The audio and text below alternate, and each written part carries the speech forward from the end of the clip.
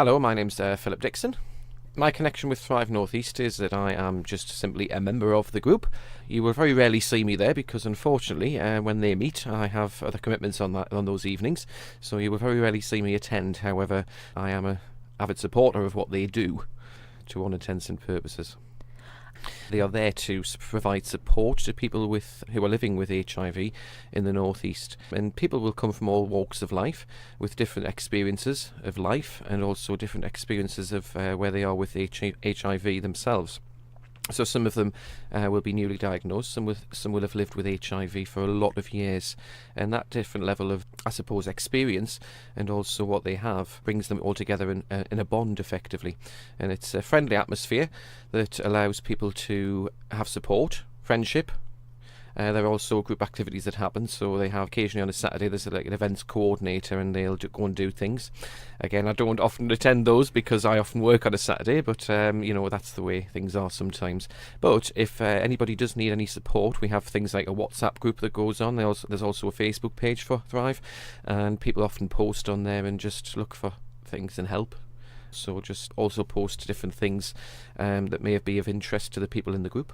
At one time, I was one of these people who was always, oh, well, why do we need something like that, But it is important to recognise that there are many people out there, whether this be in the public eye or actually open about it, people living with HIV. Now, some people don't tell people about it.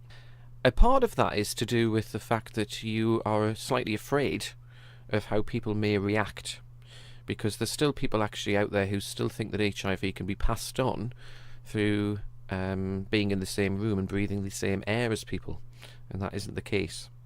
And the fact is that now I'm on medication, I am undetectable. I have an undetectable viral load, which is the amount of HIV in my body, because it's controlled through medication. The chances of me passing that on to anybody is about 1,000,001. And some people like me are quite happy for people to know, and that has to be a very individual thing. I think HIV is a very individual thing or a condition that people actually have. And so marking days like this, I mean, there's all sorts of other things that are in the world that people celebrate on different days. This is World AIDS Day, and it's, I suppose, really throughout the world there are a lot of people living with HIV, and over the years it's changed a hell of a lot, really. There's a lot of people living with HIV. It's because of current medications and the way that it's controlled, you rarely get people actually moving to the AIDS category now.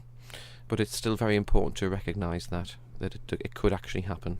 It's starting to be known less as AIDS and more as secondary HIV, and it's more likely now because I'm so, from my personal point of view, because I'm so controlled through medication and things like that I will actually end up with AIDS. I will more likely die of a heart attack or old age or a stroke or just, it could be anything that kills me. It's very unlikely that I will actually die from my condition that I have these days.